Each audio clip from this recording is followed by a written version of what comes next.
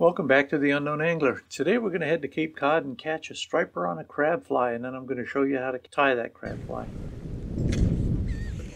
So I just had one nice fish swim by, and I just watched an osprey out about 30 feet that way. Oh, there goes another fish.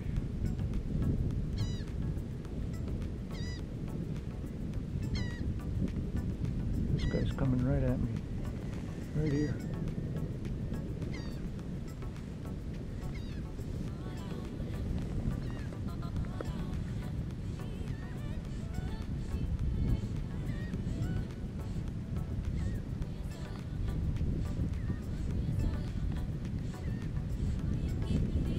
He took it. He took it. Good boy. Good boy. That's a crab fly. Nice, nice, nice, nice, nice. I've never seen a striper jump. He came up and jumped because that crab, that's a weighted crab fly, that was on the bottom. Oh man, that is just spectacular. Oh, look at that.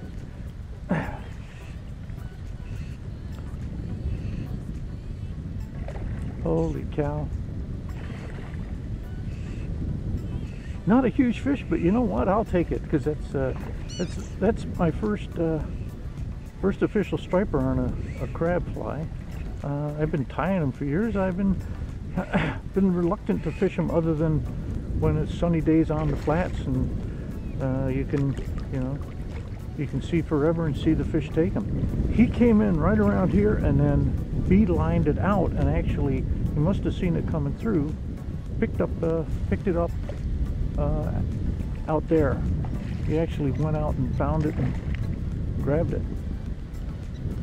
Oh, you sweet fish. End of the day. Thought I was going to get rained out here, but nope. Let's see what we got. Okay, come on. Slow down.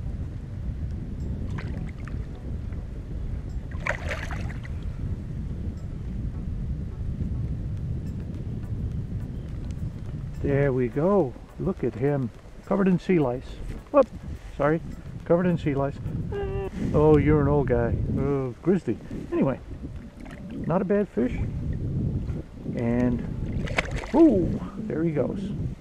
That was fun. Watched him come in and swim over and take it. Nice.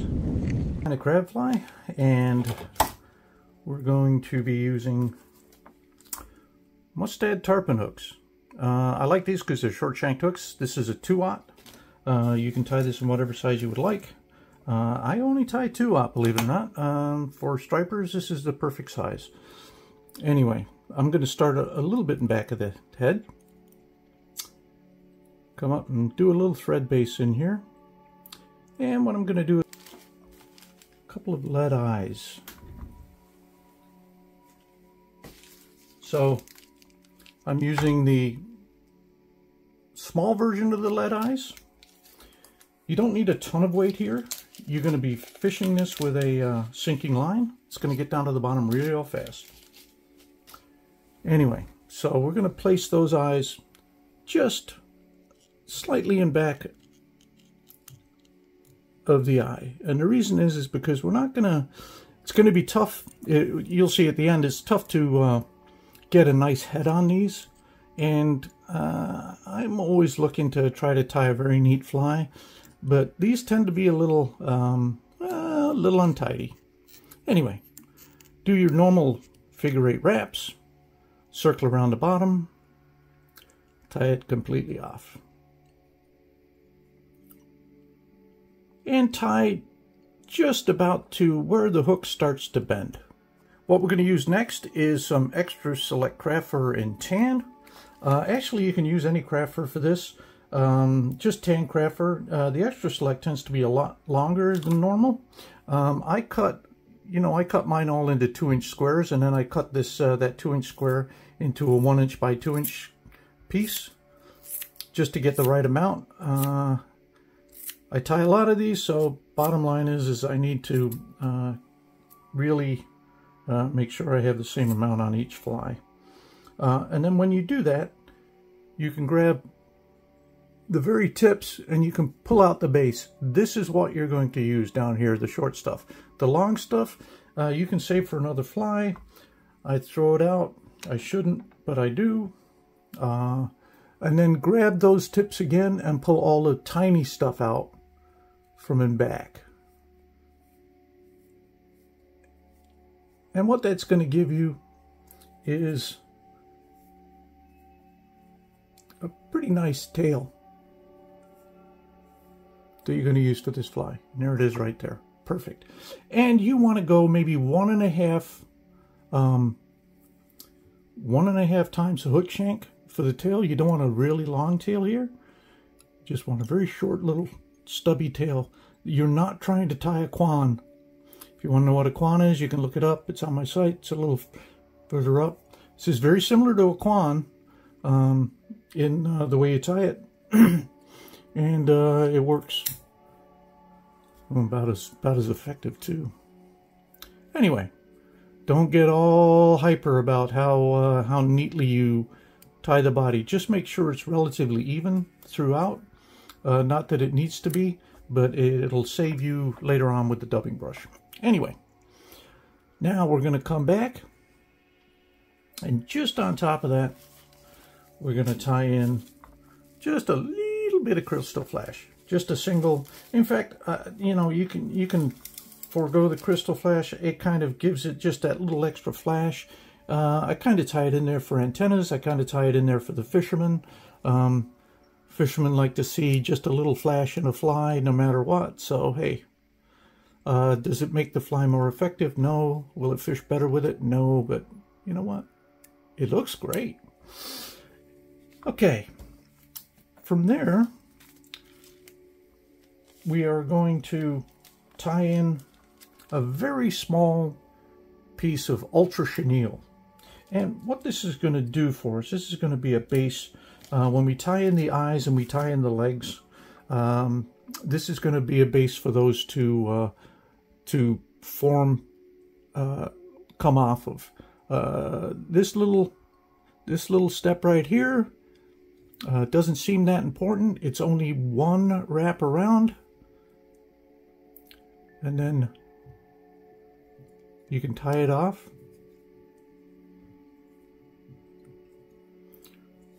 There we go.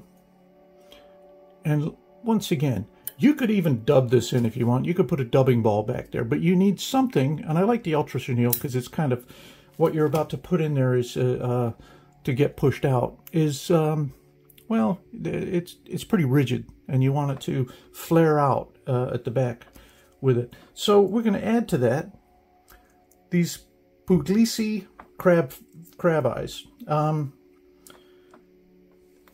These you can make yourself, or you can buy them. Whenever I tie flies for the site, I always put on stuff that you can buy readily. I don't like to do stuff that's homemade. I do make my own, but I realize that people don't have all the time. So basically come back about 1/4 of an inch with the eye, and then go on the other side. And you see how I'm putting it right behind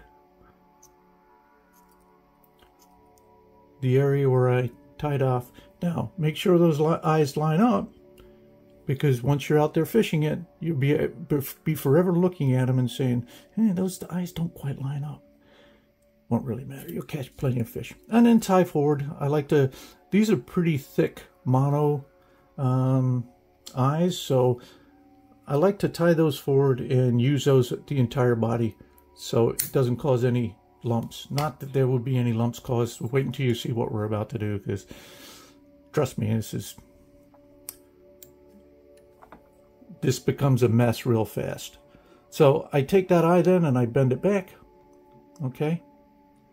You're saying, Andy, you're bending that back, but you just put a ball down there that's supposed to bend off of it. Well, that ball isn't for the eyes.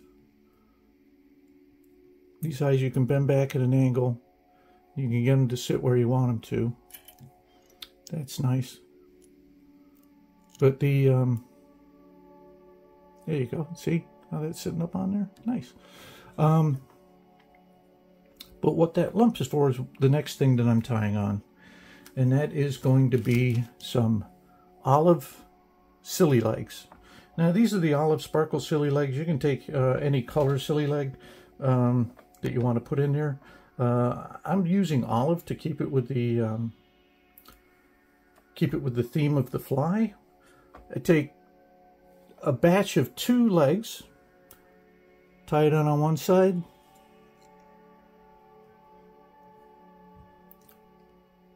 sorry for the shaking, tie it on one side,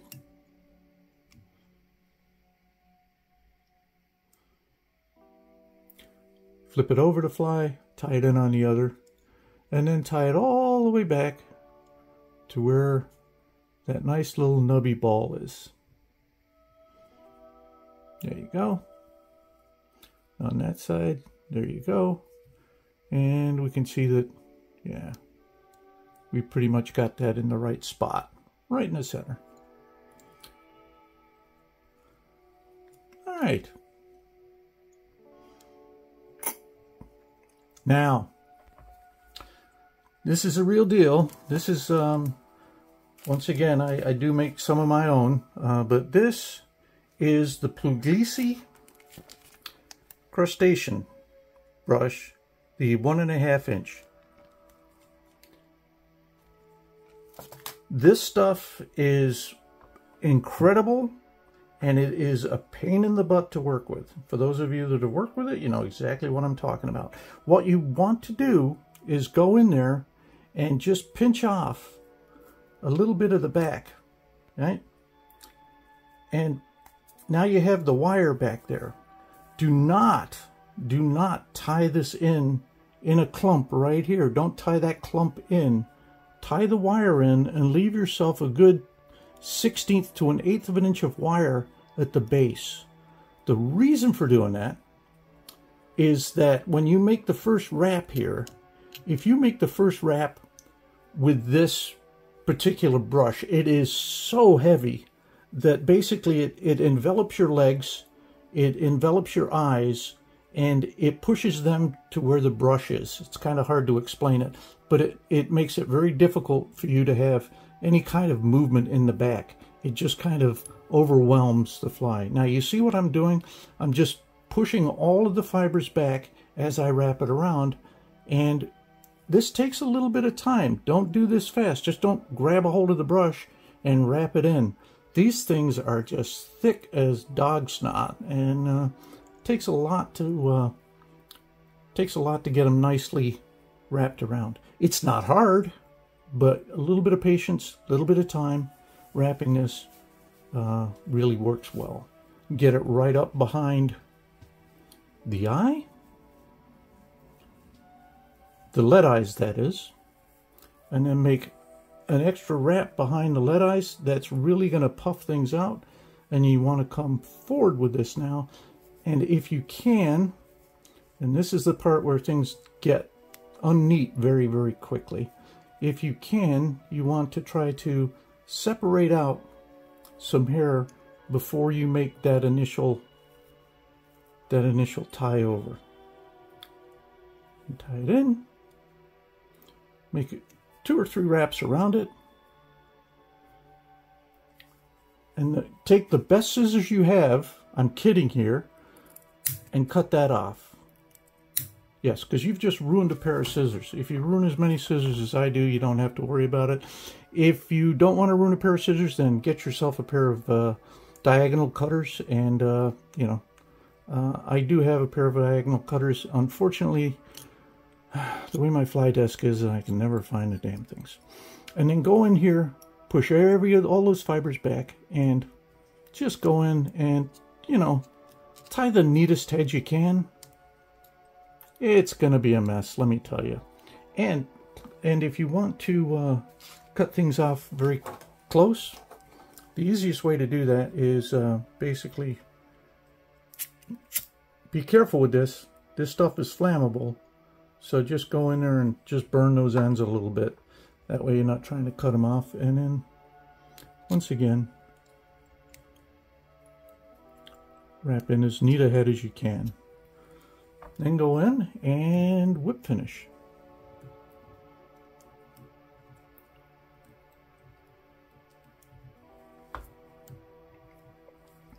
Do it again.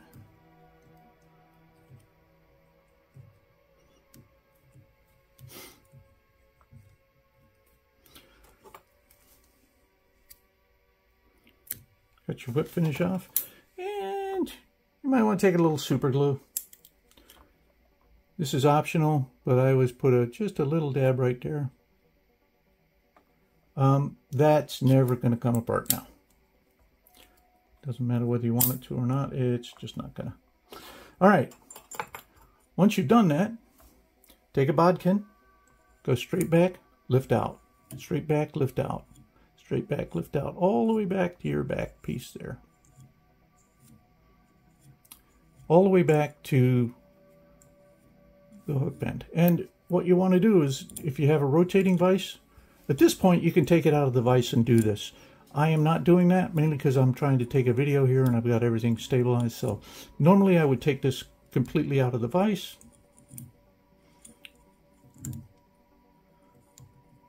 And I'm going to in a minute anyway. But make sure you have this tied on well before you start doing this, or you're just going to pull that dubbing brush loose, and it's going to come right out of there. If you want, you can also go in there with, you've seen this before, it's an eyebrow brush off of Amazon. Explain to your wife why you have eyebrow brushes you're buying off of Amazon. It's all good. All right. Now, what you have now is just an absolute stinking mess. Start with the top, kind of pull the stuff off to the side, go to the bottom, pull stuff off to the side, make sure your legs are dangling down, make sure your tail's out of the way, and then go straight through. Don't push it right up against the hook shank, just cut back about halfway down from your eye. You're going to trim off a lot more of that later. You just want to get some of that out of the way for right now. And once you get enough out of the way where you can see it, you can trim a little bit more. So now what you have is you have something that looks like that. It's starting to look, you know, pretty good. Okay. All right. I'm going to flip that over. Do the same thing on the top side. Lift up on all of that, pick that up, cut right back. Now you can see why it overwhelms back here. Okay? And you can see how nice that's actually looking right now. What I'm actually going to do now is take it out of the vise, because here's what I've done. For my 2/0 hook, I made a little crab body out of a piece of cardboard. And that crab body actually fits right in the hook, and it goes up against the hook shank there. And you can see now what I'm doing. I'm going to place that in there, hold it with my thumb, and then cut around it on the outside. I will take it out of the vise, and we will do that.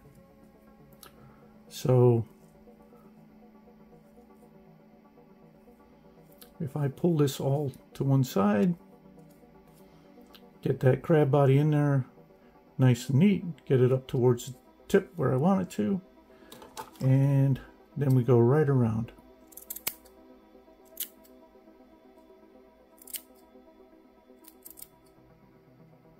Make sure the legs are not inside where you're cutting, or you will cut the legs off. Okay? There you go. Now, that's pretty close. What you want to do, by the way, you want to leave a certain amount of overhang there. You know, you don't want to cut directly next to the pattern. You want to cut off maybe a 1/16 or a little bit more away from it. Okay, going to go to the other side now and do the same thing. So we're now on the other side. It's a bit of a pain to show you while I'm doing this up against the vise here, but and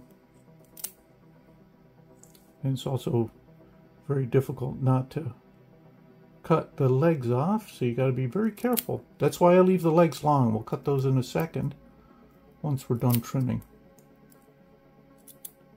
Now, once you do an initial trim, you pull it off and you look at your fly and you're saying, oh, okay, that's getting to be the right shape. Now you want to take that and just eyeball it in. It's easier for me to eyeball it in. If it's not easy for you to eyeball it in, you can put the shape on there. I'm actually going to just trim this off.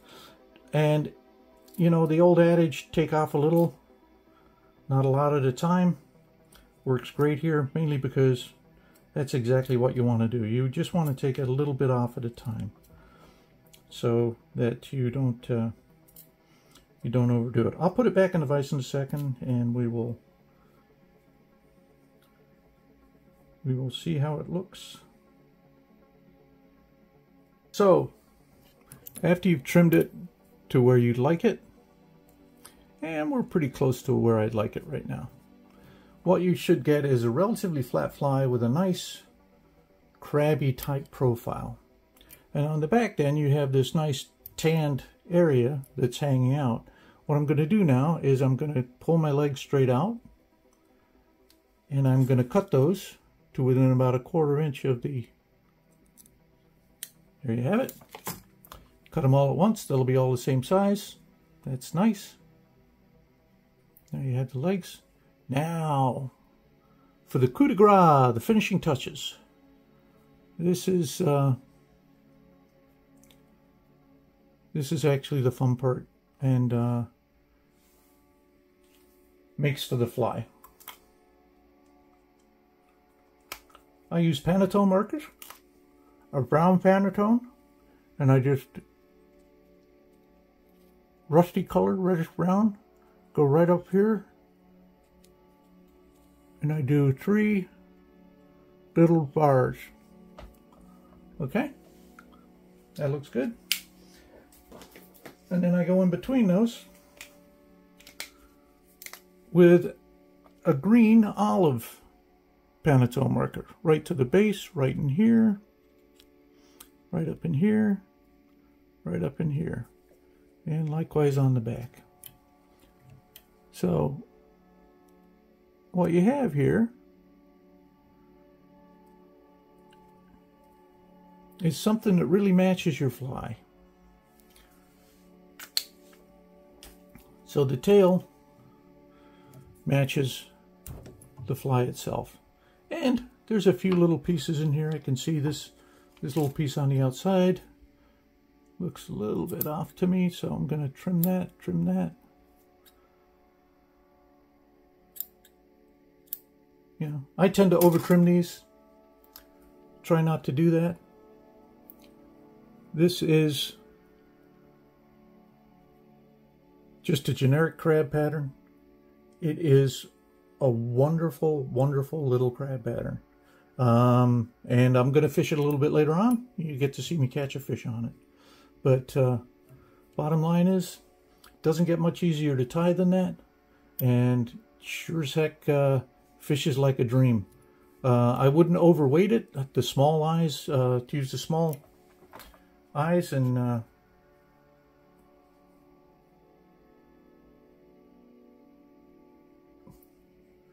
that's basically what it's going to look like in the water.